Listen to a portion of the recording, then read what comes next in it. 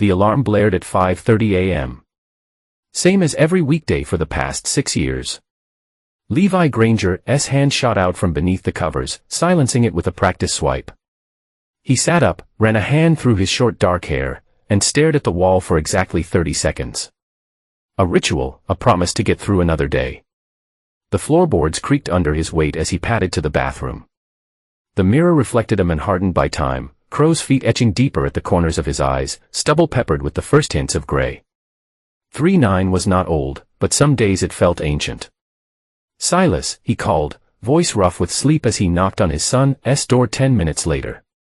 Breakfast in 5, Levi moved to the kitchen, the rhythm of morning familiar in his bones. 2 plates, 2 glasses of orange juice, 2 bowls of cereal, nothing fancy but filling. The coffee machine gurgled and hissed as it brewed his daily salvation. Footsteps thundered down the hallway. Silas burst into the kitchen with the boundless energy of a 9-year-old, his Batman pajamas rumbled from sleep. "Dad, I finally finished issue 23 last night." The Wolverine one, the boy's eyes, mirror images of Levi's own, sparkled with excitement. He got trapped in this lab, and they tried to take his adamantium, but whoa there, but Levi lifted a hand, smiling despite himself. Spoiler alert, I have not read that one yet. Silas plopped down at the kitchen table. "But you bought it for me 2 weeks ago. Some of us have a garage to run." Levi placed the cereal in front of his son. "Eat up." A mess. Haverly does not like tardiness. While Silas shoveled cereal into his mouth, Levi leaned against the counter, drinking his coffee and watching his son. These quiet moments were sacred. After losing Karen to the aneurysm 3 years ago, these were the moments that kept Levi going. "Dad," Silas looked up from his now empty bowl. "Can we go fishing this weekend?" Bobby said his dad took him to Miller's Creek, and they caught a trout this big. He stretched his arms wide. "Sounds like Bobby's dad needs to work on his honesty," Levi said with a snort. "But yeah, we can go. Weather's supposed to be good Saturday." Silas punched the air. "Yes, I'm going to catch a bigger fish than you this time." In your dreams, kid, the drive to Ash Hollow Elementary was short. The benefits of living in a town you could drive across in under 10 minutes. Levi watched as Silas bounded up the school steps, backpack bouncing against his slight frame. The boy turned at the top, waved once, then disappeared inside. Levi sat in his truck for a moment longer, treasuring the warmth in his chest. Then he shifted in a drive and headed to Granger Auto, the garage he built from the ground up after leaving the fire department. The day passed in a comfortable blur of oil changes, brake pad replacements, and one troublesome transmission. His 3 employees, Tom, Rick, and Dave, worked quietly alongside him. Knowing Levi preferred conversation limited to carburetors and catalytic converters, the T315, Levi hung up his tools and headed back to the school. He spotted Silas sitting on the bench by the flagpole, head buried in another comic book. "How was school?" Levi asked as Silas climbed into the truck. "Fine." A noncommittal shrug. "We did fractions. You eat your lunch." A pause. Silas fidgeted with his seatbelt. "I was not hungry." Levi frowned, glancing at his son. "You've got to eat, but you need your energy." "I know," but Silas trailed off, staring out the window. "But what?" "Nothing." Levi let it go, but added a mental note to pack something more appealing, maybe those pizza rolls Silas loved, even if they were mostly preservatives and red food dye. The pattern repeated over the next week. Silas, picking at his dinner. Silas, bringing back untouched lunchboxes. Silas, growing quieter, on Friday night. They sat on the couch, watching the Avengers for the dozenth time. Halfway through, Levi paused the movie and turned to his son. "All right, out with it." Silas blinked, startled. "What?" "Something's bugging you. You not eating. You zoned out during Captain America's big scene, which you never do." The boy pulled his knees to his chest. "I'm fine." "Silas." "I said I'm fine. And I'm calling bull." Levi caught himself. "Baloney. Talk to me, bud." Silas stared at the frozen TV screen. Mom says I should not eat your lunches. He finally whispered. She brings me better food. The words hit Levi like a physical blow. He could not have heard correctly. What did you just say? Mom says your mother is gone, Silas. Levi kept his voice steady despite the sudden hammering of his heart. Karen passed away 3 years ago. Silas shook his head. Not Karen Mom, Maribel Mom, the name that name. Levi had not heard it spoken aloud in their house for 6 years. Not since she walked out the door without so much as a goodbye to her 3-year-old son. Not since she decided Levi Granger, small-town mechanic, was not enough for her ambitions. Maribel's throat tightened around the word. You've seen Maribel? Silas nodded slowly. She comes to the fence at school sometimes. During recess, she gives me cookies and stuff. Levi struggled to process this. How long has this been happening? I do not know. A few weeks. And you did not tell me because she said you kept her away from me. Silas's voice was small, uncertain. She said you lied to me that she always loved me, but you would not let her see me. Levi's fists clenched. 6 years of silence. And now this sneaking around, feeding his son, God knows what, poisoning him with lies. The familiar cold fury began to build in his chest, ice spreading through his veins. Silas, listen to me. He took his son's small hands in his. I need you to tell me everything she said to you. Everything. Monday morning, Levi dropped Silas off at school earlier than usual. Rather than heading straight to the garage, he marched toward the main office, jaw set in a hard line. Mr. Granger, the secretary greeted him with a smile. How can I help you? I need to speak with Principal Kaufman. Now, something in his tone wiped the smile from her face. Let me see if he's available.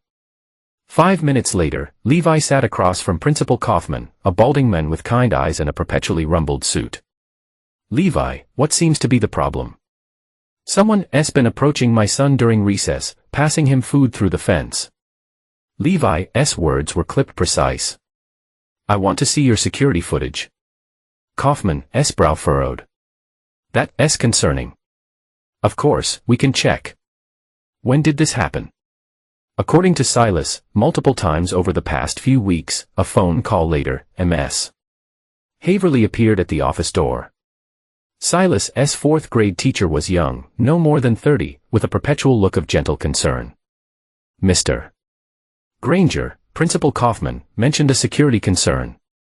My son says someone's been meeting him at the fence during recess, giving him food. Ms. Haverly's eyes widened. That would explain a few things. Silas has been acting differently lately, more withdrawn in class. And he stopped eating with the other children about 3 weeks ago. I need to see the security footage, Levi repeated. 10 minutes later, they huddled around a small monitor in the security office. The school's resource officer, Officer Taylor, scrolled through footage from the previous week. There, Ms. Haverly pointed at the screen. Wednesday, during the afternoon recess, the grainy footage showed children scattered across the playground. Officer Taylor zoomed in on the back fence, where a small figure unmistakably Silas stood alone. A moment later, an adult approached from the other side. Red coat, large sunglasses, medium-length blonde hair. Levi's stomach turned to stone. Even with the poor quality and the distance, he recognized her instantly. Maribel, the footage showed her passing something through the fence. Silas took it, looking around furtively before unwrapping what appeared to be a small package of food. Officer Taylor fast-forwarded. She appears again on Friday. More footage, the same scene, different day. And the Monday before. This is completely unacceptable. Principal Kaufman said gravely, we'll increase supervision immediately and alert all staff. I want to know how she got that close to begin with, Levi growled. That fence is supposed to keep strangers out. The playground backs up to public property. Officer Taylor explained, we not legally prevent someone from walking on the sidewalk there. So my son's safety comes second to her right to lurk around a schoolyard. Levi stood abruptly, chair scraping against the floor. I want a restraining order. Mr. Granger, Ms. Haverly said gently, I understand you upset, but there are procedures. She abandoned him. Levi cut in 6 years ago. No calls, no cards, nothing. Now she shows up out of nowhere, feeds him who knows what, and fills his head with lies. This isn't a custody dispute. This is he stopped for some self to breathe. This is wrong. Officer Taylor nodded. I'll help you file a report. We can request a temporary order based on the unusual circumstances, but ultimately without evidence of direct harm. Trust me, Levi said coldly. She's not here to play happy family. That evening after dinner, Levi sat Silas down at the kitchen table. The boy looked nervous. Eyes darting to the doorway as if planning an escape route. Am I in trouble? Silas asked. No, but you're not in trouble.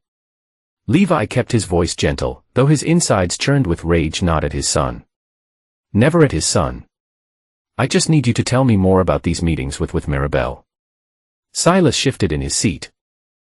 She said she's my real mom. She's your biological mother. Levi acknowledged carefully. But she left when you were very young. She said it was not her fault. But you made her go away. Levi bit back a harsh retort. That's not true, Silas. She chose to leave. She gives me special treats. Cupcakes and stuff. Silas suddenly doubled over, clutching his stomach. Dad, my tummy hurts again. Alarm surged through Levi. Again, as has happened before. Silas nodded miserably a couple times after eating the cupcakes. Why did not you tell me? She said. Silas broke off as another cramp hit him. He turned pale. She said you'd be mad if you knew I was talking to her. Levi helped Silas to the bathroom, just in time. The boy vomited violently, his small body shaking with the effort. When he finished, Levi wiped his face with a damp cloth and carried him to bed. I do not feel good, Silas whispered. I know, but Levi smoothed his son's hair back from his forehead. Try to get some sleep. I'll check on you in a bit. Once Silas had drifted off, Levi retreated to the kitchen and pulled out his phone. He dialed a familiar number. Alora. It's me. We've got a problem. The fall festival transformed the center of Ash Hollow every October, with carnival games, craft booths, and enough fried food to send the whole town into cardiac arrest. In previous years, Levi had avoided the crush of people, preferring quiet fishing trips with Silas instead. But this year, Silas had begged to go. And after the week they had, Levi could not refuse him anything. Can I try to win that one? Silas pointed an enormous plush dragon hanging from the ring toss booth. Sure thing, but Levi handed over a $5 bill to the attendant. 3 rings, please. As Silas focused intently on his throws, Levi scanned the crowd. He had not mentioned to Silas, but Alora had texted earlier. She's here. Red coat. East side by the funnel cakes. Dad, look, I got one. Silas jumped excitedly as a second ring caught on a bottle. Great job. One more to go.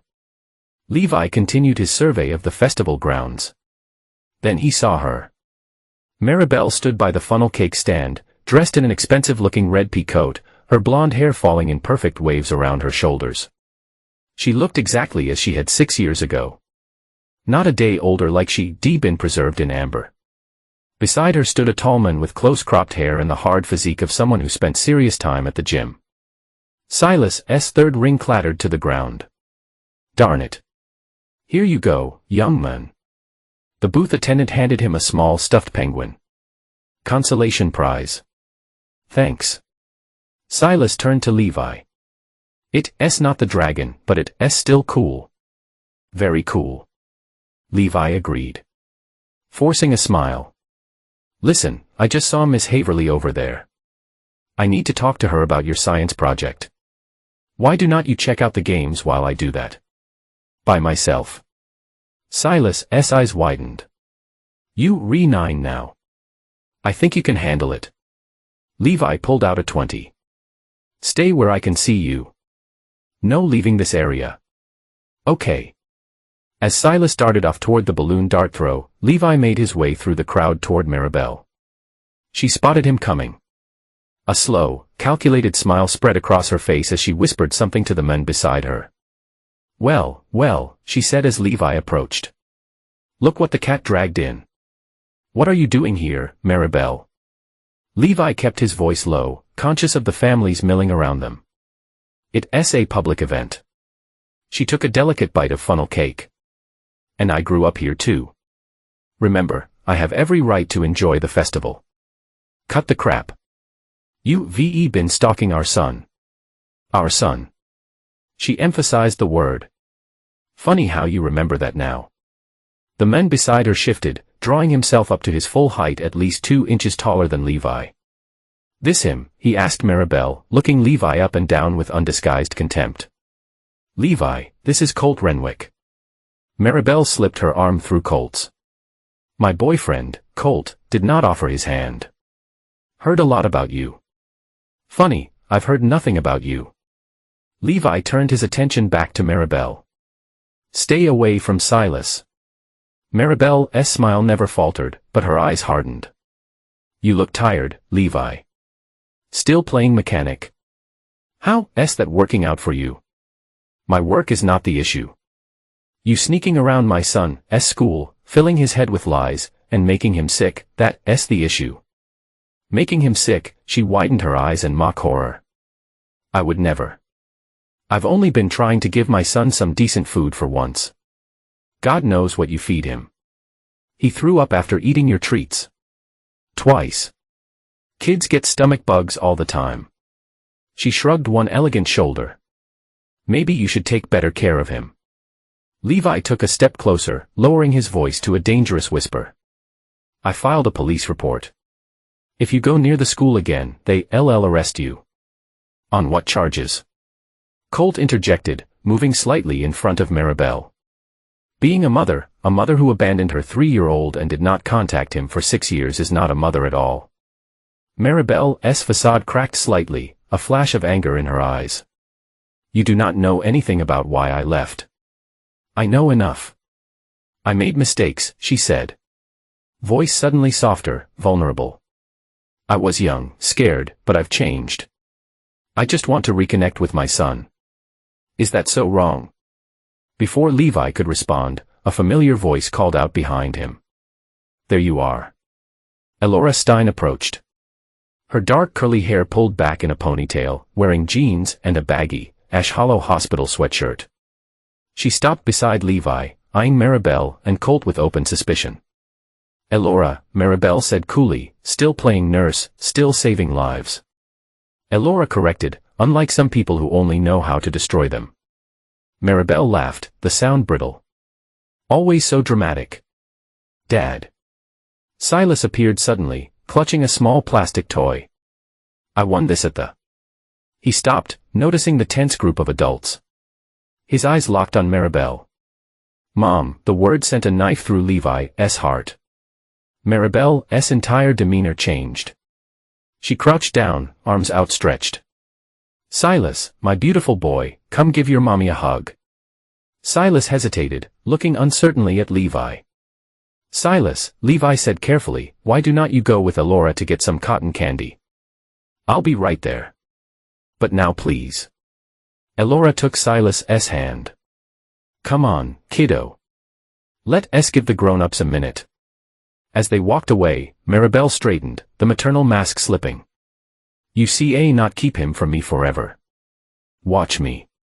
I've already filed for joint custody," she said smugly.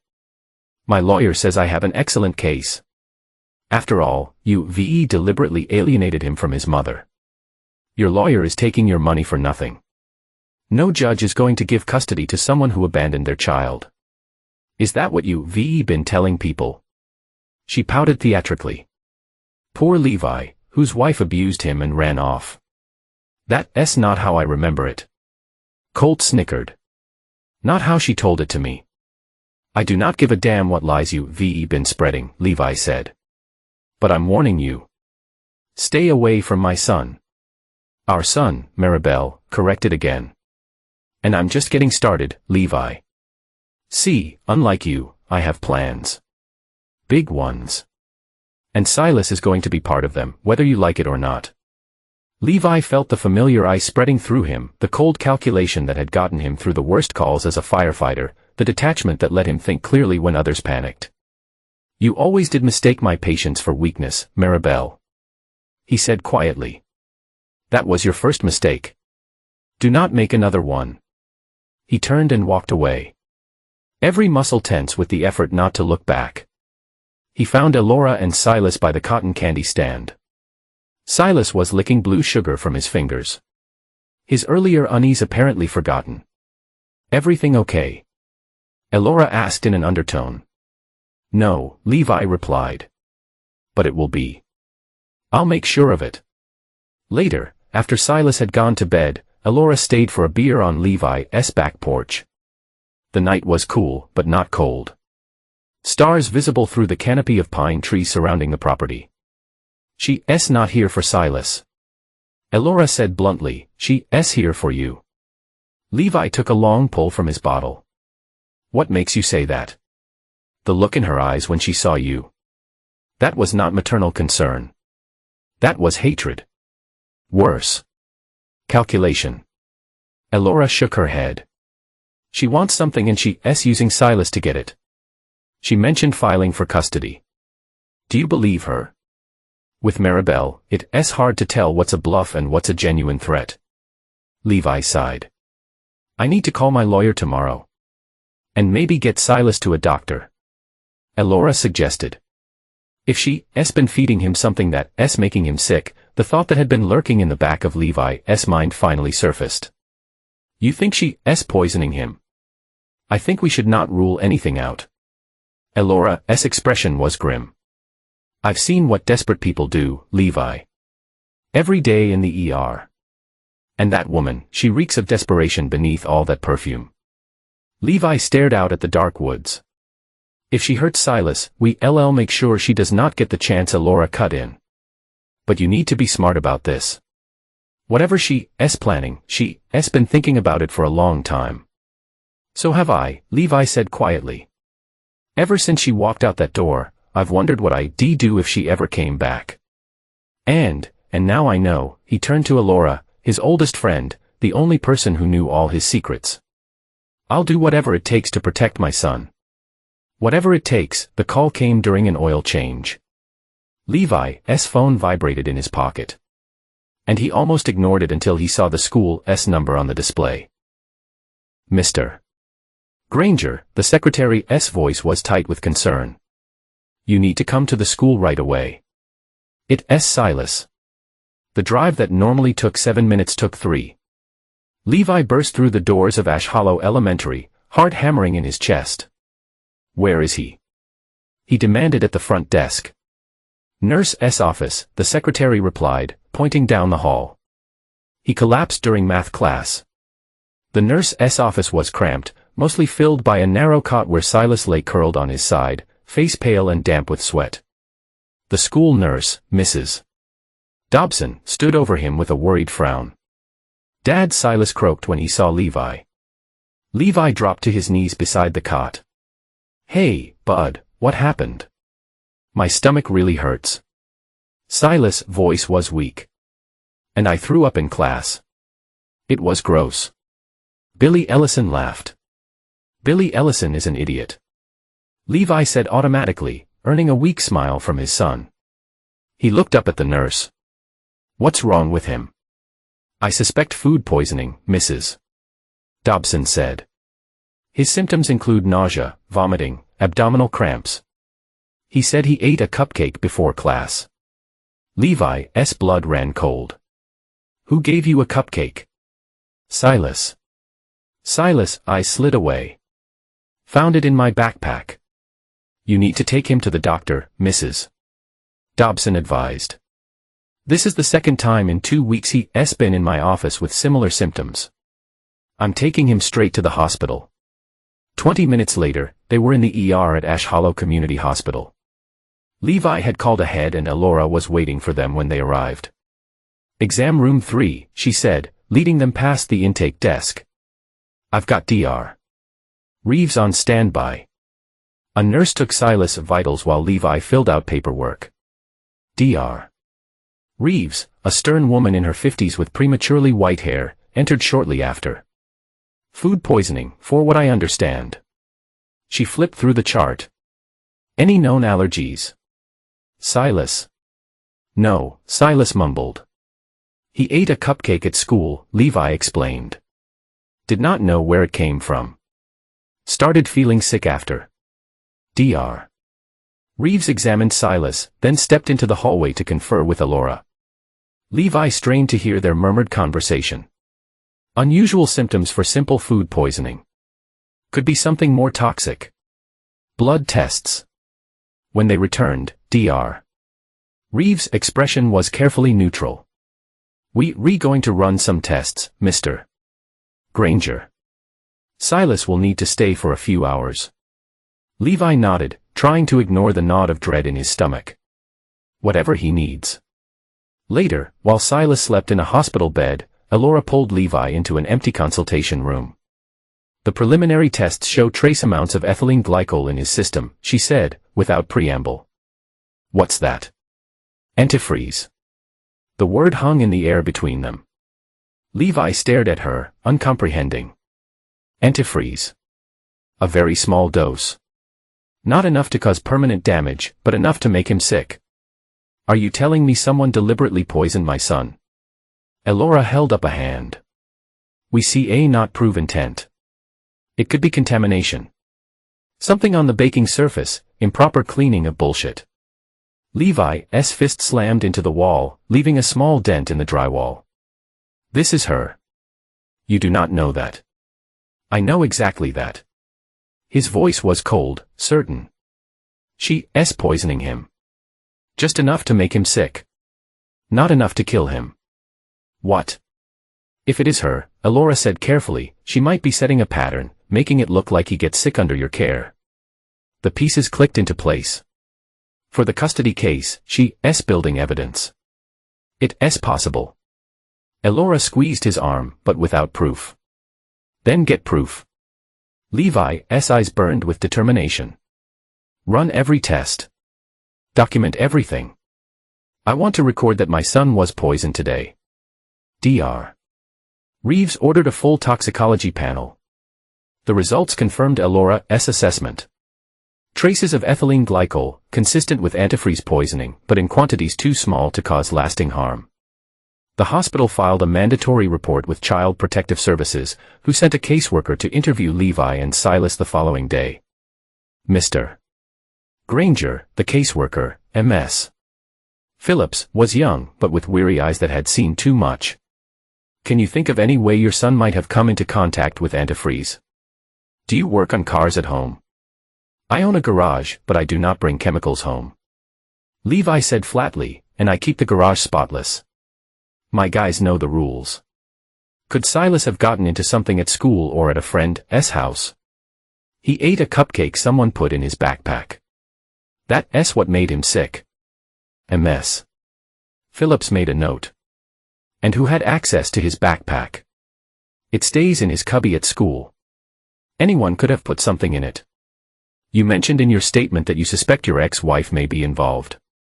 Levi explained about Maribel's return, the meetings at the fence, the previous stomach upsets that coincided with Silas eating food she'd given him.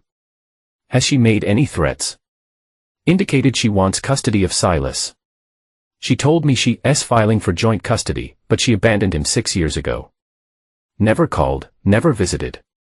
Now suddenly she's back with a boyfriend, passing him food through the school fence, telling him I kept her away from him. Ms. Phillips' expression remained carefully neutral. I'll need to speak with her. Good luck with that. She's a professional liar. After the caseworker left, Alora brought Silas a popsicle and sat with him while Levi stepped outside to call his lawyer. Mike, I need you to file for a restraining order. Today, Levi pays the hospital parking lot. She's escalating. Levi, slow down. Mike Carver had been a friend before he was Levi's lawyer. Who's escalating? What's going on? Levi explained the situation in clip sentences. Jesus, Mike exhaled heavily. Okay, I'll file for an emergency temporary restraining order. But without direct evidence linking her to the poisoning, it might not stick. She's going to hurt him again. I know it. Then we need to be smarter than her. Mike said, set up surveillance, document everything. If she's filed for custody like she claims, we need to be ready to fight. Trust me, Levi said grimly. I'm ready. Later, when Silas was clear to go home, Levi tucked him in a bed with a glass of ginger ale and his favorite stuffed dog, a worn beagle named Rusty. You feeling better, bud? Silas nodded a little. Dad, yeah, Mom said not to tell you about the cupcake. His voice was small, uncertain. She said you'd be mad at me. Levi sat on the edge of the bed. I'm not mad at you, Silas. Not ever. But I need you to promise me something. What? Do not eat anything she gives you anymore. No matter what she says, tears welled in Silas' eyes. But she'll be sad. She says she misses me. If she misses you, she can talk to my lawyer.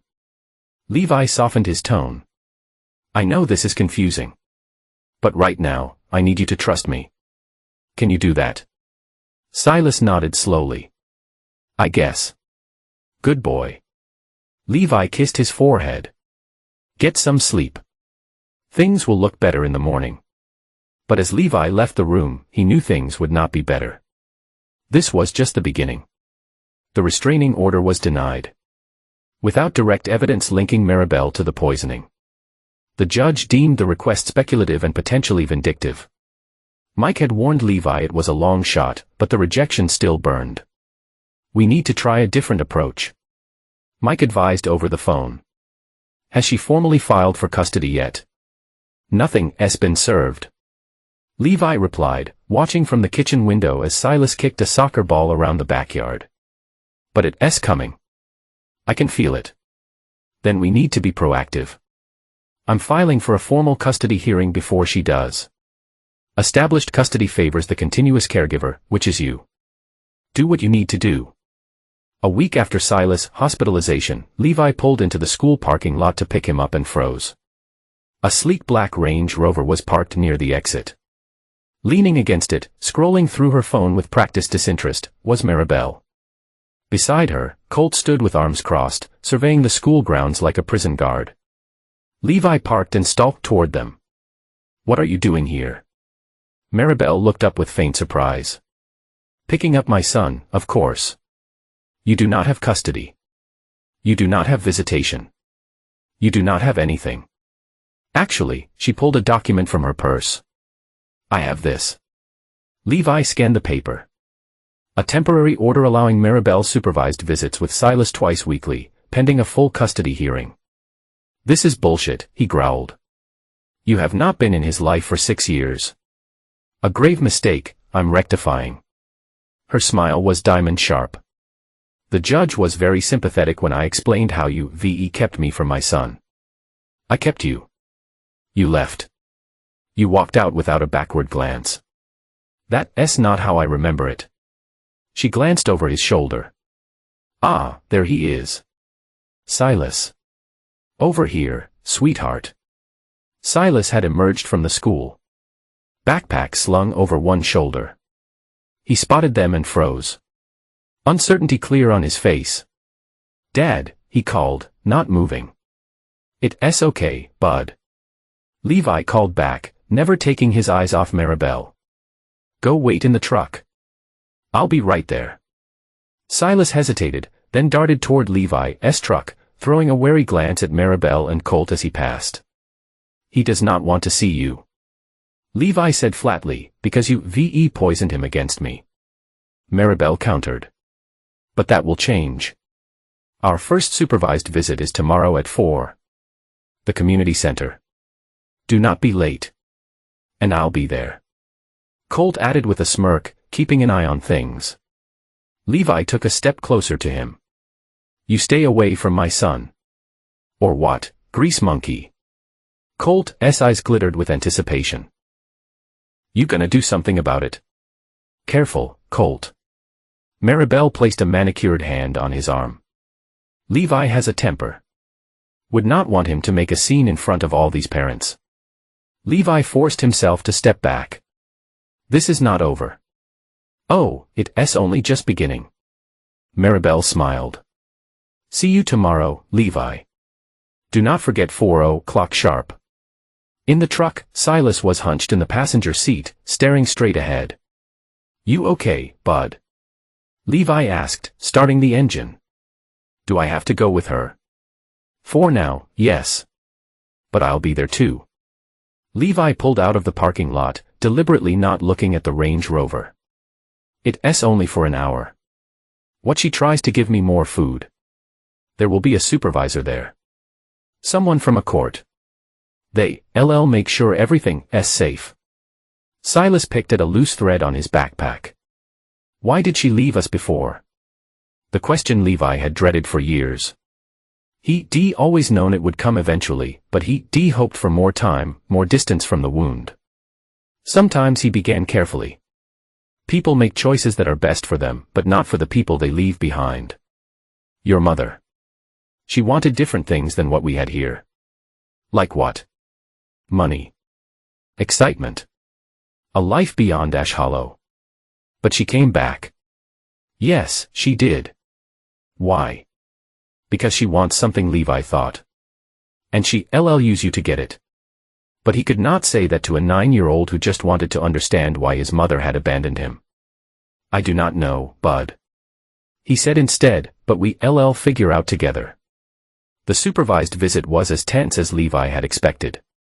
The community center had a small room set aside for such occasions. Neutral territory with board games, books, and a watchful court-appointed observer named Mrs. Benson. Maribel arrived alone, no cold to Levi's surprise, wearing a demure blue dress and minimal makeup. She looked like a PDA mom, not the glossy predator from the parking lot. Silas sat stiffly beside Levi on a small couch. I'll be right outside. Mrs. Benson told Levi, you can wait in the hallway. I prefer to stay. That's not how this works, Mr. Granger. MS. Huxley is entitled to private time with her son. Reluctantly, Levi joined the supervisor in the hall, positioning himself where he could see through the small window in the door. Inside, Maribel sat across from Silas, speaking softly, her expression earnest. After a few minutes, she pulled out a deck of cards, and they began to play Duppy while the end of the hour. Silas was smiling, not the wide, uninhibited grin Levi was used to, but a smile nonetheless. It twisted something in Levi's chest. Your son seems to have enjoyed himself. Mrs. Benson commented as they prepared to leave. Before Levi could respond, Maribel emerged with Silas. Same time Friday, she asked brightly. We'll be here, Levi replied, taking Silas's hand. Bye, sweetie. Maribel bent to kiss Silas' cheek. I had so much fun today. In the truck, Silas was quiet again. So, Levi ventured. How was it? Okay, I guess. Silas shrugged. We play Go Fish. She let me win. That was nice of her. She said she's sorry she went away. Silas turned to look at Levi. She said she was sick before. But now she's better and wants to be my mom again. Is that true? Levi's hands tightened on the steering wheel. I do not know, Silas. She did not try to give me any food. That's good. Her boyfriend was not there. No, he was not. I do not like him. Silas said suddenly, with surprising vehemence. He looks at me weird. Levi's protective instincts flared. Weird how? I do not know. Like he's mad at me, even though I did not do anything. Has he said anything to you? Silas hesitated. No, Silas. Levi pulled the truck over to the side of the road. If he said something to you, I need to know. It was not to me. Silas mumbled. I heard him talking to her after soccer practice last week. Before you pick me up, Levi frowned. They were at your soccer practice. Silas nodded.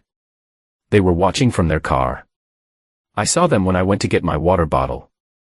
They did not see me coming. What did you hear? He said, the kid's not worth this much trouble. And she said, "The kid is our ticket. Just be patient."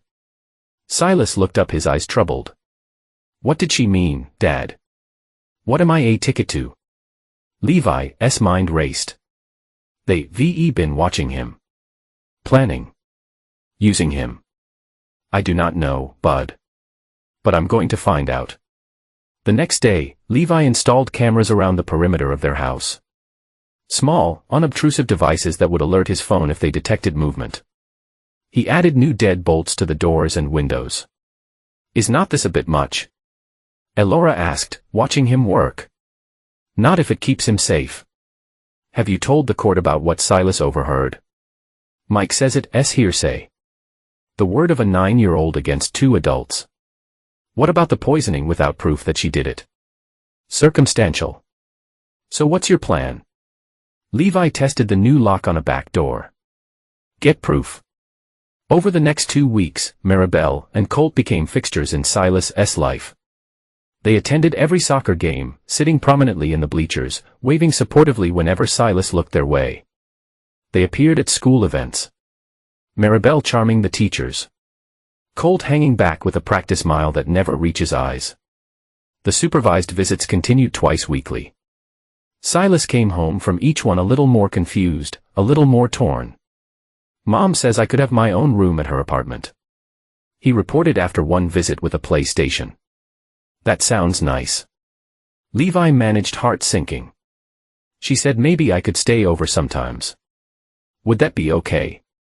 We'll see what the judge says." The custody hearing was set for the following month. Mike prepared Levi for the worst. "She's good," Mike admitted grudgingly. "The perfect repentant mother. She's got character witnesses lined up, people from church, her landlord, even a therapist who will testify she's worked through her abandonment issues. It's all an act." Levi insisted. "I know that. You know that. But the court sees a mother trying to reconnect with her son. They like reunification stories." "What about Silas? What does he want?" "He's 9. The court will consider his wishes, but they will not be determinative." Levi rubbed his face. "So we re-screwed?" "Not necessarily. We just need to be patient. If she's as unstable as you say, she'll slip up eventually. We just need to be there when she does." The slip came sooner than expected. After the 4th supervised visit, Silas returned looking pale and withdrawn. "What happened?" Levi asked, immediately concerned. "Nothing." "Silas." "I said nothing." Silas shouted, then burst into tears. "I want to go home at home." Silas locked himself in his room, refusing to talk. Levi called Elora in desperation. "Let me try," she said, arriving 20 minutes later with Silas' favorite ice cream.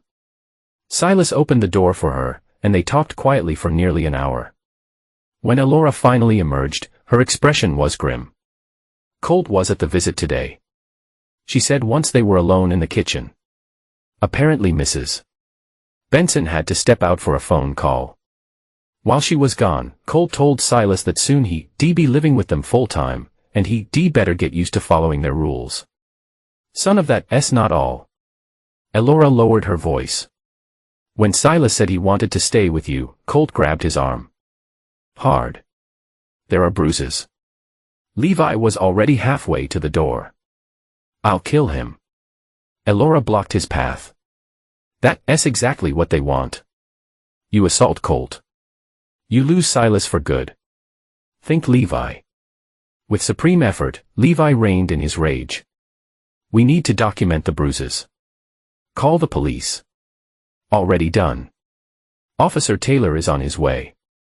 He'll take photos, file a report, and then we wait for their next move." It came 2 days later. Levi was working late at the garage when he received a text from an unknown number. "Meet me at Dinar's Point. 8 p.m. Come alone." Dinar's Point was an overlook on the outskirts of town. Popular with teenagers, but mostly deserted on weeknights. Levi knew he should ignore the message. But curiosity and the chance for answers drove him to the meeting that he arrived at 7:55 p.m. parking his truck at the small lot at the base of the hiking trail. The walk to the overlook took 5 minutes.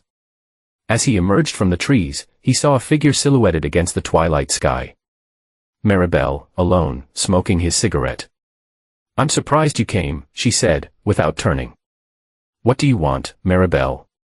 She took a long drag, exhaled slowly. "To make a deal, there's no deal to make." "Oh, I think there is." She turned to face him, her expression hard in the fading light. Cole hit the boy. That was stupid, impulsive, but useful. Levi's hands clenched into fists. "Now we all know what's at stake." She flicked her cigarette over the edge of the cliff. "I do not actually want the boy, Levi. He's whiny, clingy, not my style." "Then what do you want?" "Half the business, half your land, and the house." "If I feel generous," she smiled coldly. "The garage is worth, what, $250,000 now. The land another $500,000 in this market. Not bad for a small town, nobody." "Why now?" "After 6 years. Because I need it now." Something flashed in her eyes, desperation, quickly masked. "Things did not work out in Portland. The man I left you for. Let's just say he was not as invested in our future as I was. So you thought you'd come back and take what's mine. What should have been partly mine all along." She stepped closer. "I wasted my youth with you, Levi. Cleaning your blood off our carpet while you played hero at the fire department. You think you were better than me? You left me with nothing. But now I'm going to take everything." "You'll get nothing," Levi said flatly, "not my son, not my business, not a damn thing." "Then I'll take Silas," her voice hardened. "I'll get full custody, make his life miserable, send him to boarding school, let Colt discipline him." "Is that a threat?" "It's a promise." She checked her watch. "You have until the custody hearing to decide. Sign over what I want or lose the boy for good." She brushed past him, heading for the trail. "Oh, and Levi, do not try anything stupid. I've learned a few things in the last 6 years. One of them is how to destroy a man without leaving a mark." Levi stood at the overlook long after she'd gone, watching the stars emerge in the darkening sky. The cold fury that had sustained him gave way to something else. Resolve. She wanted a war. He would give her one. But first, he needed evidence. The custody hearing loomed closer. Levi spent every spare moment gathering ammunition. School records showing Silas declined since Maribel's return, medical reports from the poisoning incident, photographs of the bruises Colt had left on Silas' arm. But it was not enough. Without direct evidence linking Maribel to the poisoning or proving her ulterior motives, it was still her word against his. The supervised visits continued, now with a different observer, a stern man named Mr. Warner, who never left the room and watched Colt like a hawk on the occasions he attended. Silas came home from these visits, increasingly confused. Repeating things Maribel had told him that Levi had forced her out, that he refused to let her contact Silas, that she sent birthday cards that Levi had hidden. "Is it true, Dad?" Silas asked one night, as Levi tucked him in. "Did you keep her letters from me?" "No," but Levi sat on the edge of the bed. "There were never any letters, never any calls. She chose to leave, and she chose to stay gone. She says you lying." "I know she does." Silas turned his face into his pillow. "I do not know who to believe anymore." The words cut Levi to the bone. He stroked his son's hair gently. "Trust your gut, Silas. You know the truth, deep down. You always have."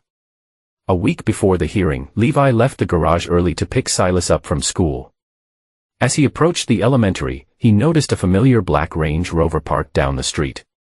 Maribel stood beside it, deep in conversation with Ms. Haverly. Levi parked and walked toward them, catching the tail into their conversation. "Just worried about his emotional health," Maribel was saying. "The way Levi isolates him, it's not be good for a growing boy." Ms. Haverly nodded sympathetically. "Silas has been more withdrawn lately. I've noticed." She stopped as she spotted Levi. "Mr. Granger, we were just discussing Silas' progress. Were you? Levi's tone was icy. Maribel smiled sweetly.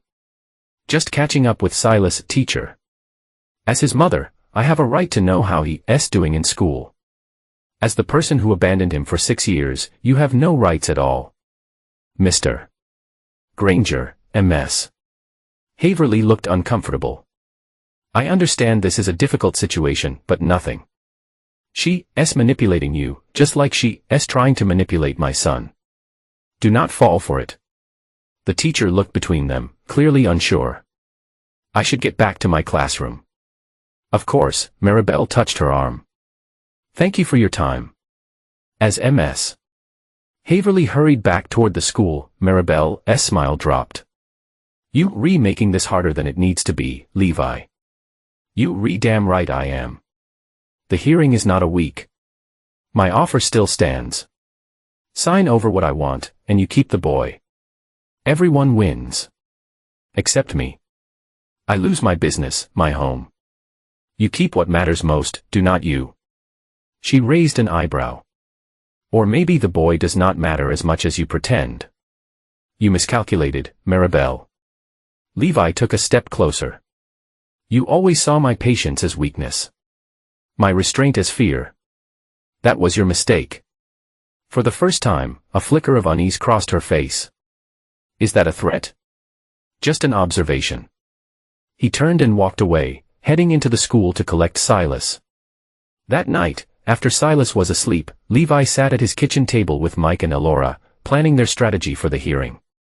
The bruises are good evidence, Mike said, shuffling through their documents. But Maribel will claim she was not there, that it was all cold. She'll throw him under the bus if she has to.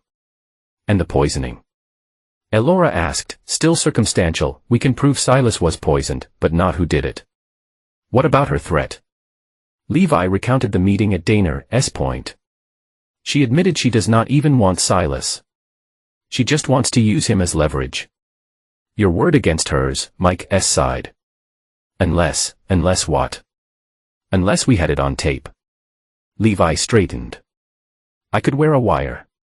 Get her to admit it again. Mike shook his head. Too risky. She's already suspicious. And depending on state laws, recordings without consent might not be admissible. Then what? We need something concrete. Financial records showing she's in trouble. Evidence of the poisoning. Proof of her real motives. Elora tapped her fingers on the table thoughtfully. What about her car? What about it? Could you plan a recording device? Something small, unobtrusive. Catch her and Colt talking when they think no one's listening. Levi considered this. I need access to her car. The next supervised visit, Mike suggested. While she's inside with Silas, you could break in her car. That's illegal. Not if you do not break anything. Elora's eyes gleamed. My brother works for that security firm in Portland. He has gadgets that can unlock a car without leaving a trace. Levi looked between his friends. You realize what you're suggesting? I'm suggesting we fight fire with fire. Elora said firmly. She's playing dirty. Maybe it's time we did too. I see not officially endorse this plan, Mike added. But unofficially, we're running out of options. Levi nodded slowly. Get the gadgets. I'll take care of the rest. The next supervised visit was scheduled for Tuesday afternoon. As usual, Levi dropped Silas off at the community center, noting with satisfaction that Maribel had once again driven there alone. Her Range Rover sat in the corner of the parking lot, partially obscured by a large SUV. I'll be back in an hour, but Levi told Silas, hugging him tightly. Remember what we talked about? Silas nodded solemnly. The night before, Levi had coached him on a plan. Keep Maribel talking, ask about her past, her childhood, anything to keep her in the room for the full hour as Silas disappeared inside with Mr. Warner. Levi casually walked to his truck, then doubled back toward Maribel's Range Rover, keeping the SUV between him and the community center windows. In his pocket was a small device Elora's brother had provided, a magnetic audio recorder no bigger than a matchbox. Using the electronic lockpick, he had the car open in seconds. He placed the recorder under the passenger seat, activated it and slipped back out, locking the door behind him. The entire operation took less than a minute.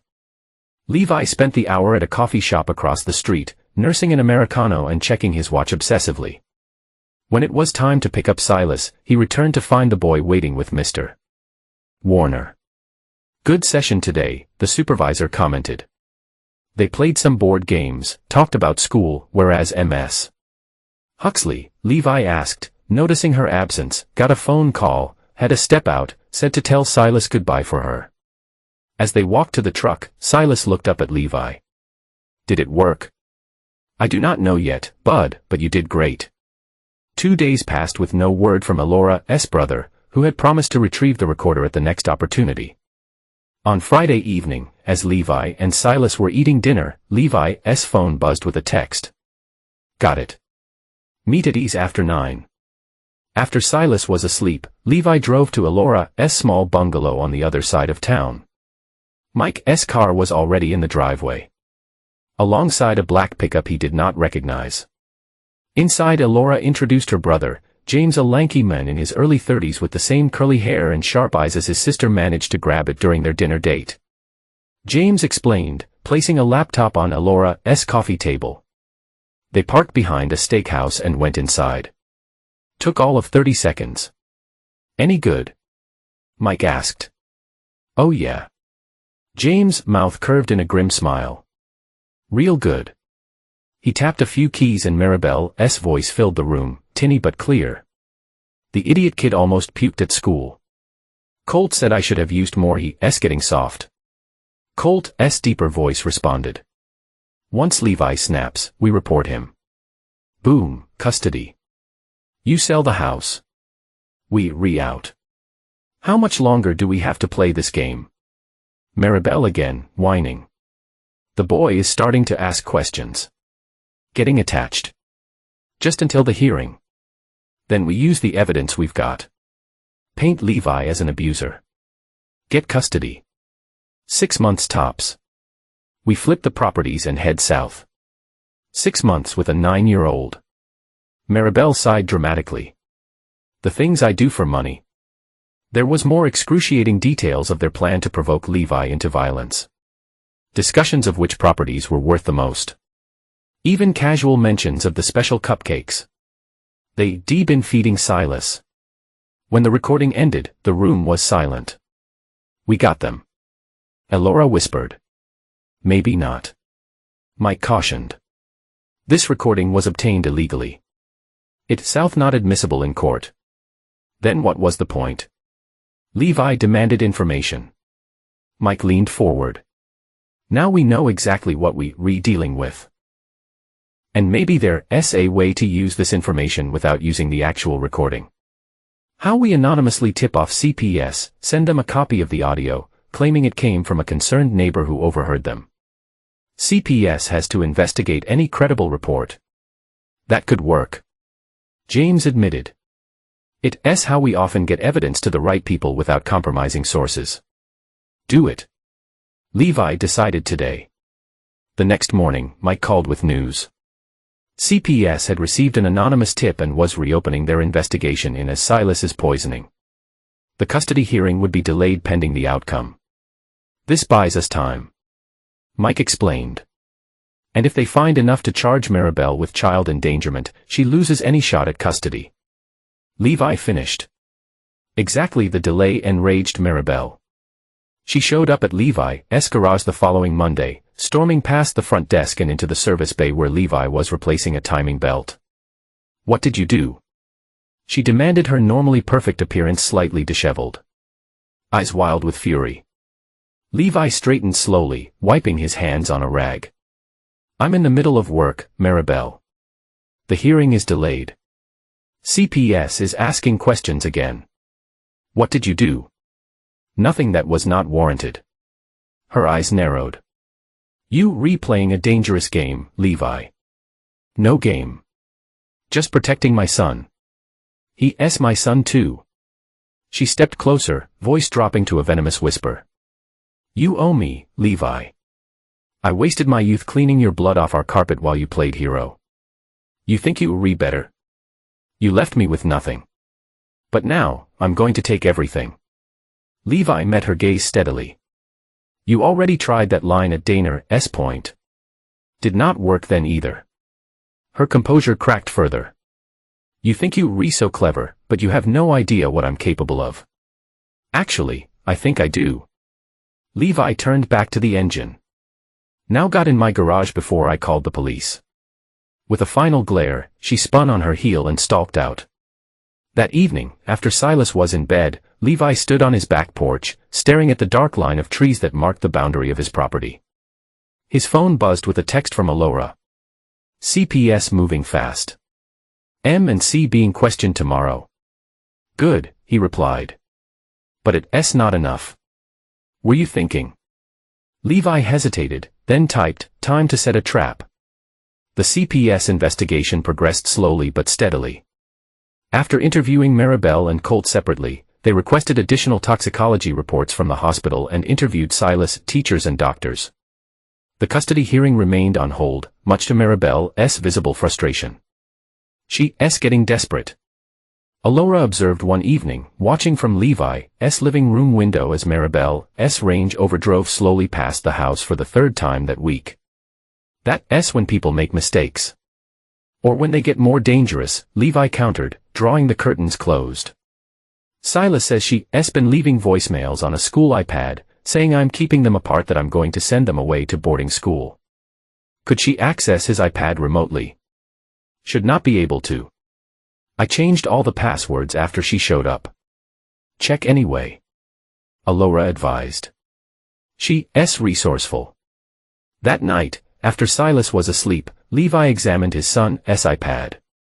Sure enough, there were a dozen voicemails from an unknown number. Maribel's voice, alternately cajoling and distressed, telling Silas how much she missed him, how cruel his father was being, how they'd be together soon if he just did exactly as she said. Jesus, Levi muttered, forwarding the messages to Mike. More evidence, he texted. She's directly contacting him against court orders. The next morning, he took the iPad to the local tech shop and had it completely wiped and reset with new parental controls that would flag any suspicious contacts. But the damage was done. Silas grew more withdrawn, torn between his loyalty to Levi and the manipulative pull of the mother he barely knew, but desperately wanted to believe in. She says you lying about everything. Silas confessed one night during dinner, that you the one who poisoned me to make her look bad. Levi set down his fork, stomach churning. Do you believe that? Silas stared at his plate. No, I do not think so. But what? Why would she say it if it was not true? Moms are not supposed to lie. Some people lie for all kinds of reasons, but even parents, she says she has proof that she's going to show it in court. And then I'll have to live with her. A chill ran down Levi's spine. What kind of proof? Pictures or something? I do not know. Silas pushed his peas around his plate. Dad, I do not want to live with her. Her boyfriend scares me. Levi reached across the table and squeezed his son's hand. You will not have to. I promise. That night, Levi called Mike with a new plan. I want to file for full custody and terminate her parental rights completely. No more supervised visits. No more contact. On what grounds? Child endangerment, emotional manipulation, the bruises from cold, the poisoning, the illegal contact, all of it. It's a lot to ask of the court, Mike warned. Terminating parental rights is an extreme measure. So is poisoning your child to gain custody of property. Levi countered. Make it happen, Mike. The next day, armed with a court order, Levi took Silas to meet with an independent child psychologist recommended by CPS. Dr. Francis, one had 30 years of experience evaluating children in custody disputes and a reputation for cutting through adult manipulation to reach the truth. While Levi waited in the outer office, Silas spent 2 hours with Dr. Win. The time crawled by, each minute stretching into what felt like hours. Finally, the office door opened and Silas emerged, looking drained but somehow lighter. Mr. Granger, Dr. Win called. Could you join us for a moment? In her office, Silas curled up in a large armchair while Dr. Wynne sat behind her desk, her expression grave but kind. Silas has shown remarkable courage today, she began. He shared some very troubling experiences. Levi glanced at his son, who gave a small nod. I told her everything, Silas said quietly. About the cupcakes. About cold hurting my arm. About the things Mom said on the iPad. Silas has provided a consistent, detailed account that aligns with the medical and physical evidence. Dr. Wynne continued. In my professional opinion, he is being truthfully honest. And based on what he told me, I have serious concerns about Ms. Huxley's fitness as a parent. Will you testify to that? Levi asked. I'll be submitting a comprehensive report to the court and CPS. And yes, I will testify if needed. Later, as they drove home, Silas stared out the window, unusually quiet. You did a brave thing today, Levi told him. Telling the truth is not always easy. Dr. Wynne said Mom might not be able to see me anymore. Silas' voice was small. Even for visits. Is that okay with you? Silas considered this for a long moment. I think so, he finally said. She's not like I thought a mom would be. No, Levi agreed softly. She's not. The following week brought developments in rapid succession. CPS issued a temporary no-contact order, barring Maribel from communicating with Silas in any way pending the outcome of their investigation. Dr. Wynne South report to the court recommended immediate suspension of all visitation rights, citing a pattern of manipulative and potentially harmful behavior. But most shocking of all was the news Mike delivered on a rainy Thursday afternoon. Levi, I think we've got her. The toxicology lab finally identified the compound in Silas' system from the hospital visit. It's a specific formulation of ethylene glycol used in high-end automotive antifreeze, the exact brand sold at Colt's gym. His gym? What are you talking about? Colt Rennick owns Cross Train Fitness on Maple Street. They sell supplements, protein powders, the works. And according to their purchase orders, which we subpoenaed last week, they also buy antifreeze in bulk for their fleet of promotional vehicles. Levi's mind raced, so we can prove they had access to the poison. Better than that, the security footage from the gym shows Maribel entering the storage room the day before Silas got sick. She was only in there for 3 minutes, but it's enough to establish opportunity. This is it. Levi could hardly believe it. This is what we needed. There's more. Mike's voice held a note of grim satisfaction. Remember how you mentioned Colt had financial problems? Yeah, Maribel said something about needing money, that things did not work out in Portland. Well, I had my paralegal dig in a Colt's background. The man is drowning in debt. His gym is failing. He's behind on loan payments, taxes, everything. According to county records, he's facing foreclosure on the property. What does that have to do with us? I'm getting there. While we were investigating, I noticed something interesting. A lot of Colt's debt has recently been consolidated under a single creditor. Someone bought out all his loans. Who would do that? That's the beauty of it. It was a shell company. Untraceable at first glance. But my paralegal is thorough. She traced it back through 3 layers of incorporation. And it's you, Levi, or rather, a company controlled by you. Levi froze. What are you talking about? I did not buy anyone's debt.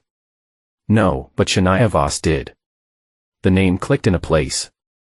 Shania Voss's mother's maiden name combined with Karen's middle name.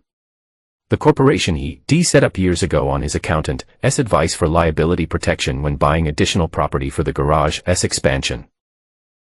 Shania Voss, LLC, now owns all of Colt Renwick's debt, Mike continued, which means you have a legitimate financial claim against him and his business. Levi sat back stunned. I did not authorize this. No, but your accountant did under the General Investment Authority. You granted the LLC. He says he saw it as a sound financial move buying distressed debt at a discount. How much are we talking about? Around $40,000, with penalties and interest closer to $50,000 now. An idea began to form in Levi's mind, a cold, calculated plan that fit together like the precision parts of an engine. What happens if Colt CA not pay? Then Shania Voss, LLC, CONCE's assets, including the gym, standard lien clause in the loan paperwork. Make it happen. Levi said quietly, calling the debt. All of it. Tomorrow, the demand for immediate repayment hit Colt like a hammer blow. Unable to come up with the money, he watched helplessly as legal notices were posted on his gym door. His clients began to drift away. His reputation in the small town unraveling thread by thread. Meanwhile, the evidence against Maribel mounted. The CPS investigation uncovered a pattern of manipulative behavior and concrete evidence linking her to the poisoning attempt. The temporary no-contact order became permanent pending the custody hearing. Cut off from Silas and watching her plan crumble, Maribel grew increasingly erratic. She called Levi at all hours, alternating between tearful pleas and venomous threats. She was spotted driving past his house at night. The Range Rover's engine a low growl in the darkness. Elora insisted on staying with them, sleeping on the couch with a baseball bat nearby. She's spiraling. She warned Levi. People like her when they cornered, they lash out. Her prediction came true one Friday afternoon. Levi was working at the garage when Dave, his front desk manager, called back to the service bay. "Boss, there's a situation out front." Levi emerged to find Colt and Maribel standing in the reception area. Colt's face was flushed with anger, a vein pulsing in his temple. Maribel stood slightly behind him, her eyes glittering with malicious anticipation. "You think you're clever?" Colt snarled. "Buy my debt, take in my business." Levi kept his voice level. "It was a business decision. Nothing personal." "Bullshit. You trying to destroy me." Colt stepped closer, invading Levi's space. "Well, it will not work. I've got friends in this town too. People who know what kind of man you really are. Step back." Levi did not raise his voice, but something in his tone made Dave reach for the phone ready to call the police. "Or what? You hit me." Colt spread his arms wide. "Go ahead. One punch and you lose your kid forever. That's assault, buddy. And with your history of violence." "My history?" Levi raised an eyebrow. "I think you're confusing me with yourself. Everyone knows firefighters are hotheads." Maribel chimed in. "Remember that time you put your fist through the wall? Or how about when you threw that chair?" Silas remembers. He told his therapist all about Daddy's temper. "Get out of my garage," Levi said coldly. "Both of you, make me." Colt stepped closer, chest puffed out, clearly hoping to provoke a reaction. "Dave," Levi called without taking his eyes off Colt. "Show them the new security system we installed last month." Dave clicked a few keys on the computer, turning the monitor to show a crystal-clear video feed of the confrontation from multiple angles. Full audio too. He added helpfully. "Record straight to the cloud and we've got cameras covering every inch of the parking lot." The color drained from Maribel's face. Colt faltered, glancing at the cameras mounted in the corners of the ceiling. "Now," Levi said pleasantly, "you were just leaving, were not you?" Colt's jaw worked as he fought against his own impulses. Finally, with a muttered curse, he turned and stalked out the door. Maribel lingered a moment longer. Her expression, a mixture of hate and calculation. "This is not over," she said softly, "not by a long shot." "Actually, Maribel," Levi replied, "I think it is." The custody hearing was rescheduled for the following week. With Dr. Wynn's evaluation, the CPS findings, and a new evidence linking Maribel to the poisoning attempt, Mike was confident they would not only maintain full custody, but potentially terminate Maribel's parental rights entirely. "But we need to prepare Silas," he cautioned. He'll likely have to testify, at least in the judge's chambers. That night, Levi sat Silas down in the living room. "But we need to talk about the hearing next week." Silas nodded solemnly. "I know, Mr. Mike said, I might have to talk to the judge." "That's right. And I want you to know that it's okay to be scared. But the most important thing is to tell the truth. Even if it makes Mom look bad, especially then. Levi took his son's small hands in his. The truth might be hard, but it's always the right choice. Silas considered this. Dad, why does she want me if she does not really love me? The question broke Levi's heart. Sometimes people want things for the wrong reasons.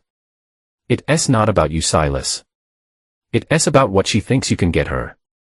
The house. Your garage. Yes. That's dumb. Silas said with the simple clarity of childhood. If she wanted those things, she should have stayed and been nice. Levi could not help but smile. You're pretty smart. You know that.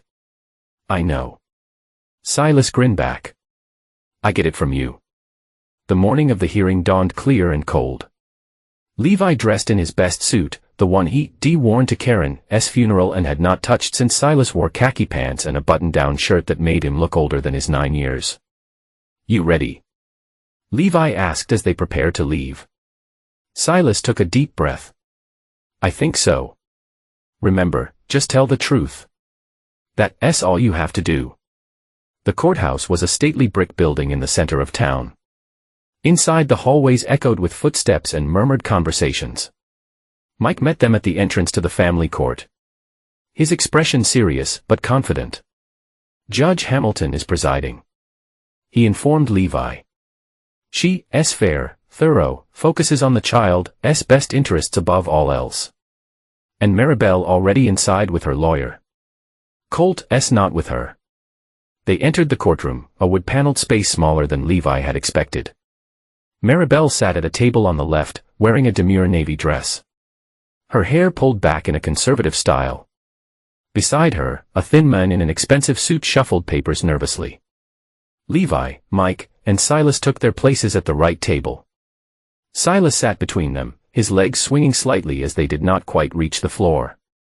Judge Hamilton entered, a stern woman in her 60s with silver hair cut in a no-nonsense bob. Everyone stood as she took her seat at the bench. Be seated, she instructed. We're here today in a matter of custody for Silas Granger, minor child of Levi Granger and Maribel Huxley. I've reviewed the case files, including the reports from Child Protective Services, Dr. Wynn's evaluation, and the medical evidence. She peered over her reading glasses at Maribel. Ms. Huxley, I understand you're seeking joint custody after an absence of 6 years from the child's life. Is that correct? Yes, Your Honor, Maribel replied. Her voice small and contrite. I've made mistakes in the past, but I've worked hard to become a better person, a better mother. The judge made a note. And Mr. Granger, you're seeking not only to maintain full custody, but to terminate Ms. Huxley's parental rights entirely. Yes, Your Honor, Mike answered. Given the evidence of child endangerment, manipulation, and Ms. Huxley's clear statement that her interest in Silas is primarily as leverage for financial gain. That's a lie. Maribel protested. I would never, Ms. Huxley, Judge Hamilton interrupted sharply. You'll have your chance to speak. For now, I'd like to hear from Silas privately in my chambers. The judge's chambers were less intimidating than the courtroom, more like a professor's office, with bookshelves lining the walls and a desk cluttered with papers and family photos. Judge Hamilton sat not behind her desk, but in an armchair, inviting Silas to take the seat opposite her. It's just us here. Silas, she said kindly, no lawyers, no parents, just you and me having a chat. Is that okay? Silas nodded. Good. I want you to know that nothing you say will get you in trouble. I just want to understand what's been happening and how you feel about it. Can you tell me about your mom coming back into your life? Silas took a deep breath and began to speak quietly at first. Then with growing confidence, he told the judge everything. The meetings at the school fence, the cupcakes that made him sick, the bruises from Colt, the voicemails on his iPad. Mom told me if I cried enough, I'd get to live with her and her boyfriend. But I do not want that. His voice trembled slightly as he finished. I want to stay with my dad. He's always been there. He does not lie to me. Judge Hamilton nodded gently. Thank you, Silas. You've been very brave. When they returned to the courtroom, the proceedings continued with testimony from Dr. Wynne, who did not mince words in her assessment. Based on my evaluation, I consider Maribel Huxley to be a manipulative and potentially dangerous presence in Silas's life. She has systematically attempted to alienate him from his father through lies, has exposed him to toxins causing physical illness, and has demonstrated a disturbing lack of genuine concern for his emotional well-being. Maribel's lawyer tried to discredit the evaluation, suggesting Dr. Wynne was biased, but his arguments fell flat against the weight of her professional credentials and the corroborating evidence. Next came Officer Taylor, who testified about the bruises on Silas's arm and the pattern of concerning behavior observed over the previous months. Following him, a toxicologist explained the findings from Silas's hospital visit, confirming that the ethylene glycol found in his system matched the specific formulation used at Colt's gym. Throughout the testimony, Maribel grew increasingly agitated, whispering furiously to her lawyer, who looked increasingly uncomfortable. When it was her turn to testify, she attempted to present herself as a reformed woman who had made mistakes but deserved a second chance. I was young when I left, she explained, dabbing at her eyes with a tissue. I was not ready for the responsibilities of motherhood, but I've changed. I've grown. I only want what's best for Silas. Ms. Huxley, Judge Hamilton fixed her with a penetrating stare. If that's the case, perhaps you could explain the recording submitted by CPS, in which you discuss using Silas as a ticket to obtaining property and express irritation at having to spend time with him. Maribel paled. That's not what I meant. It was taken out of context, and the evidence linking you to the poisoning incident. I would never hurt my son. Maribel's composure cracked. That was all Colt's idea. I did not know what he was planning. He said it would just make the boys sick enough to miss school. Not to. She stopped abruptly, realizing what she admitted. Her lawyer closed his eyes in defeat. The final piece of evidence came when Mike played a recording, the one recovered from Maribel's car, now legally obtained for the CPS investigation. Maribel's own voice filled the courtroom. The idiot kid almost puked at school. Colt said I should have used more. He's getting soft, and Colt's reply. Once Levi snaps, we report him. Boom, custody. You sell the house. We re-out. Maribel's face contorted with rage. That's illegal. You not use that. Actually, Ms. Huxley, Judge Hamilton said coldly. This recording was legally obtained through the CPS investigation after an anonymous tip. The content has been verified as authentic by forensic analysts. As the hearing continued, the full extent of Maribel and Colt's plan unraveled. Financial records showed Colt's desperate financial situation. The manipulation of Silas was documented in painful detail, and their ultimate goal to obtain control of Levi's assets through custody of Silas became undeniably clear. But the final blow came from an unexpected quarter. As the hearing was wrapping up, the courtroom doors burst open, and a uniformed police officer entered, approaching the judge's bench. Your Honor, he said, handing her a document. I have an arrest warrant for Colt Rennick on charges of assault and battery. What is the meaning of this? Judge Hamilton asked, scanning the warrant. Mr. Rennick assaulted Levi Granger in the parking lot approximately 20 minutes ago. We have multiple witnesses and security footage. Mr.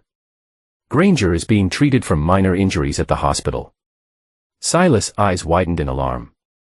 Dad. Is Dad okay? Your father will be fine. Mike assured him quickly, though his own expression was shocked. Judge Hamilton frowned. Where is Mr.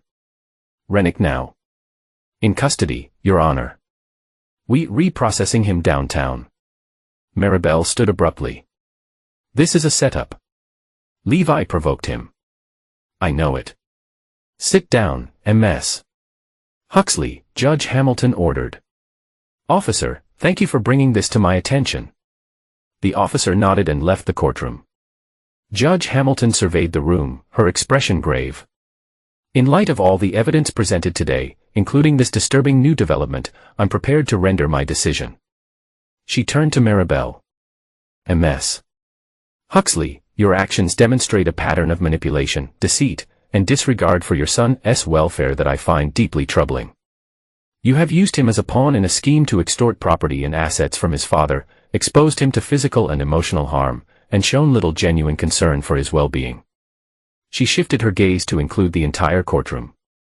It is the finding of this court that Levi Granger shall retain full and exclusive custody of Silas Granger. Furthermore, I am terminating all parental rights of Maribel Huxley, effective immediately.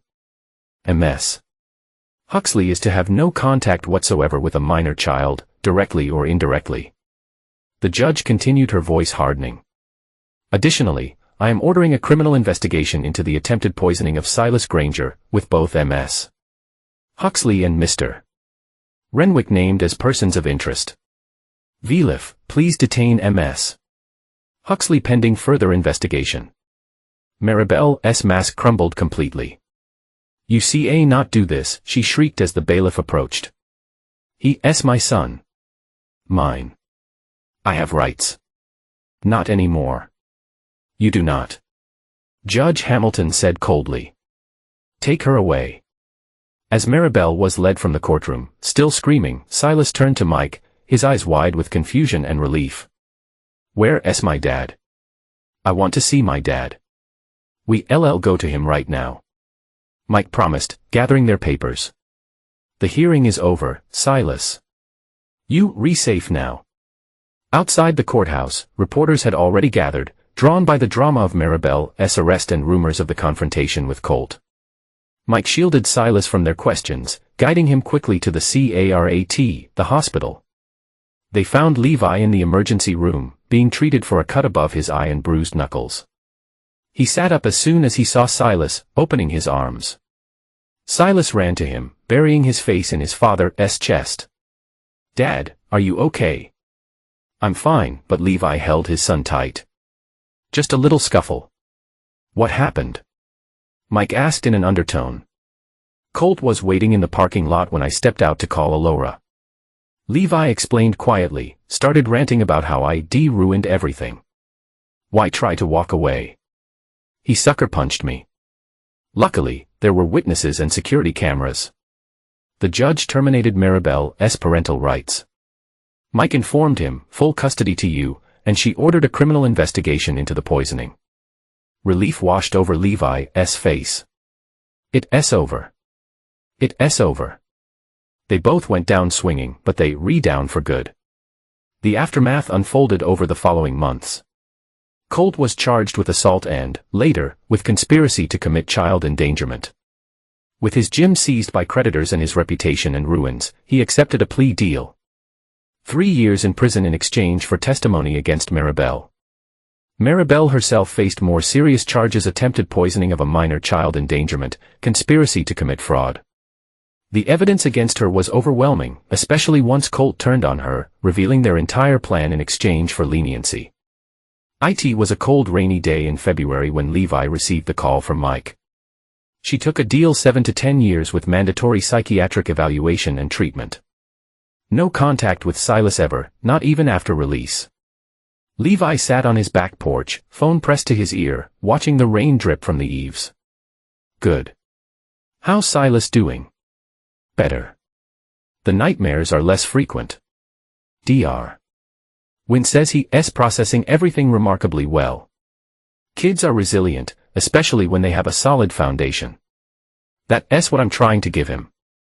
After hanging up, Levi remained on the porch, lost in thought. The past 6 months have been a crucible, burning away everything. But what truly mattered in that fire, he discovered exactly how far he would go to protect his son. And it was further than he'd ever imagined. He'd been ruthless, calculated, even manipulative in his own way. He'd set traps and sprung them without mercy. But unlike Maribel, he'd done it all for Silas, not for property or revenge. The garage was thriving. Colt's gym, after being seized, had been sold at auction, ironically to a women's self-defense studio. Levi had moved on, rebuilding the quiet life he and Silas had enjoyed before Maribel's return, but with a new appreciation for its fragility. That a week later, a letter arrived from the women's prison where Maribel was serving her sentence. Levi recognized her handwriting on the envelope, the swooping curves and sharp angles unchanged from years ago.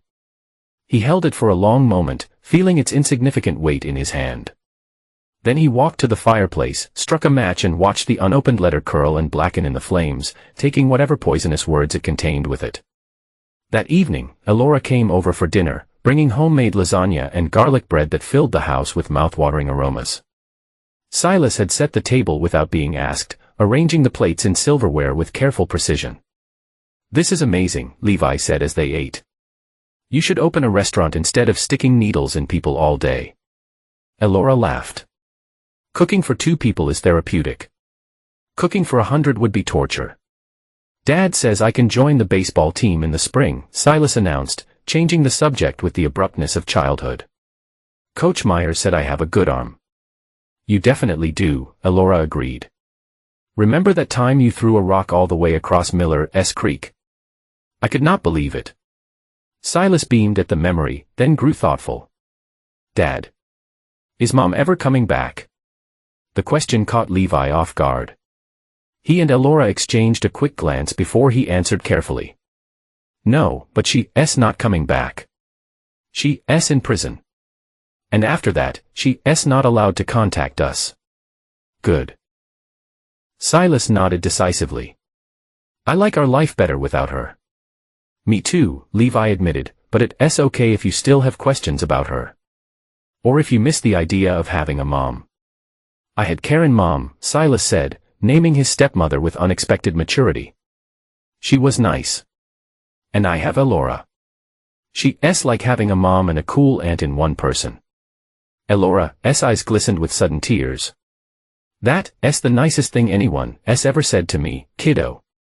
Later, after Silas had gone to bed and Elora had left, Levi stood on the back porch again, staring out at the dark woods beyond his property.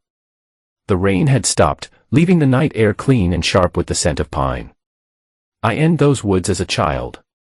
He learned the most important lesson of his life. Sometimes the best defense is not a high fence, but the quiet, watchful patience of someone who knows exactly what he's protecting. Some wolves hunt in packs, making a spectacle of their strength. Others build fences and wait. Levi Granger was done waiting. His fence was built, his son was safe, and the wolves have been driven back into the darkness where they belonged. He turned and went inside, closing the door softly behind him.